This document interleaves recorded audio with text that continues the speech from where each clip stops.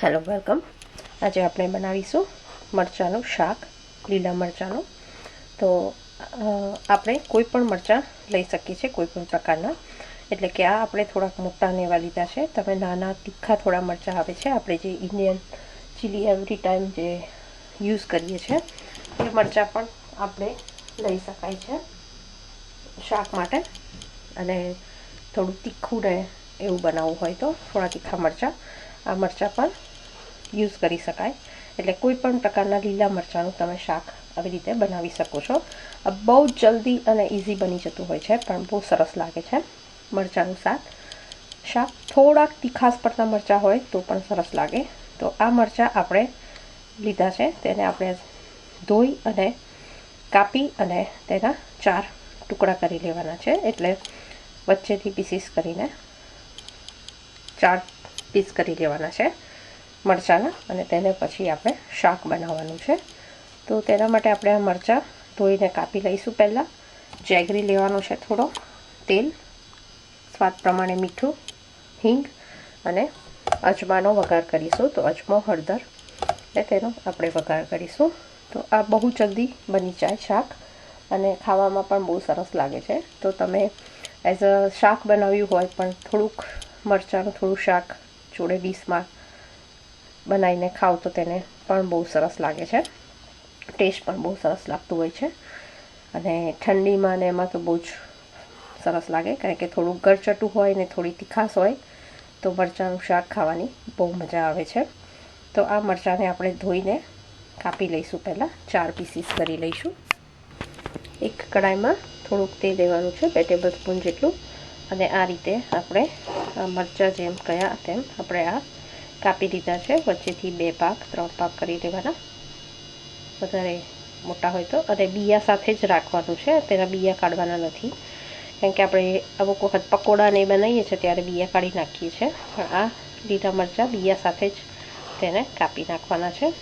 અને કારણ કે થોડીક બિયામાં થોડા તીખાશ ને એવું હોય છે, તો તમે આ બિયા સાથે જ, વધારે પડતા બિયા હોય ને બહુ તીખા મરચાં હોય તો તમે બિયા કાઢી શકો છો. અને વચ્ચેથી 2 કરી અને કાપા કરીને આવી રીતે ચીરા કરીને કાપી દેવાના છે મોટા મોટા. તો આ કઢાઈમાં આપણે તેલ લીધું છે થોડુંક, તો તેમાં આપણે અજમો લઈશું. વઘારમાં અજમો મૂકવાનો છે, થોડોક અજમો કલર બદલે એટલે તેમાં આપણે પિંચ ઓફ હિંગ મૂકીશું. જે રીતે આપણે કહ્યું, આ શાક બહુ જ સહેલું અને બહુ જ જલ્દી થઈ જાય છે, વાર પણ નથી લાગતી. તો ફટાફટ તમે ખાવા બેસો ને 5 મિનિટમાં પણ આ શાક વઘારીને બનાવી શકો છો. તો હિંગ મૂકી અને અજમો થોડોક થઈ ગયો એટલે આપણે થોડીક હળદર તેમાં મૂકવાની છે. અને પછી જે આ મરચાં છે આપણા કાપેલા, તે આપણે અંદર મૂકી દેવાના છે. પછી તેને થોડુંક આપણે ઉપર નીચે કરી લઈશું, મિક્સ કરી અને સ્વાદ પ્રમાણે મીઠું આપણે એમાં નાખીશું. થોડુંક હળદર મૂકી અને મિક્સ કરી દીધું છે. હવે ફટાફટ થોડુંક આપણે તેમાં સ્વાદ પ્રમાણે મીઠું નાખીશું. પછી તમે ચાખીને નાખી શકો છો. ત્યારબાદ તેને મિક્સ કરીને થોડીક વાર રહેવા દેવાનું છે, 2 થી 3 મિનિટ સુધી થવા દેવાનું ઢાંકીને. ત્યારબાદ તેમાં આપણે જેગરી, એટલે કે આપણે જે ગોળ કહ્યું છે તે જેગરી આપણે થોડીક મૂકીશું અને પાણી નાખીશું થોડુંક.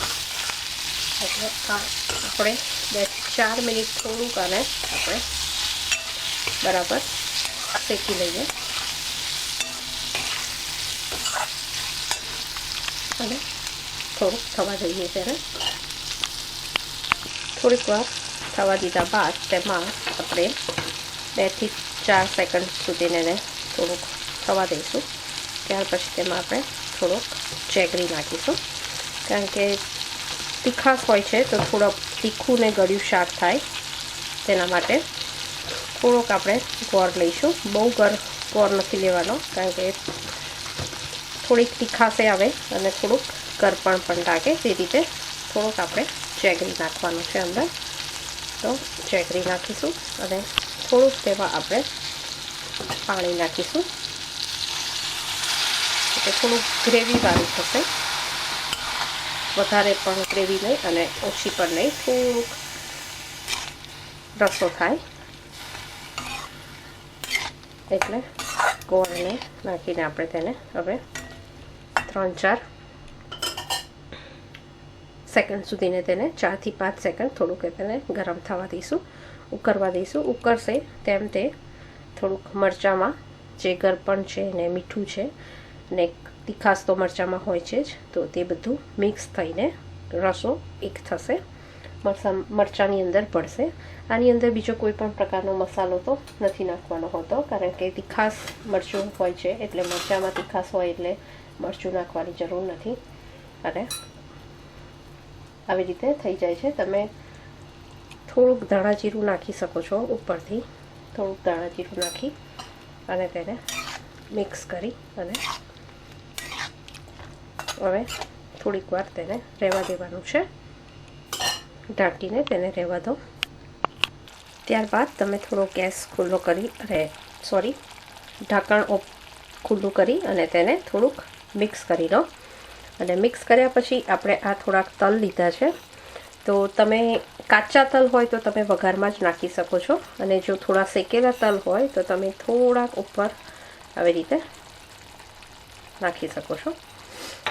તો શેકેલા તલ હોય તો એનું ફ્લેવર અંદર આવી જ જવાનું છે, નહીં તો તમે કાચા હોય તો તમે વઘાર કરતી વખતે પણ અંદર નાખી શકો છો. તલને આવી રીતે આ થોડુંક હલાવીને મિક્સ કરી લેવાનું છે ઉપર નીચે.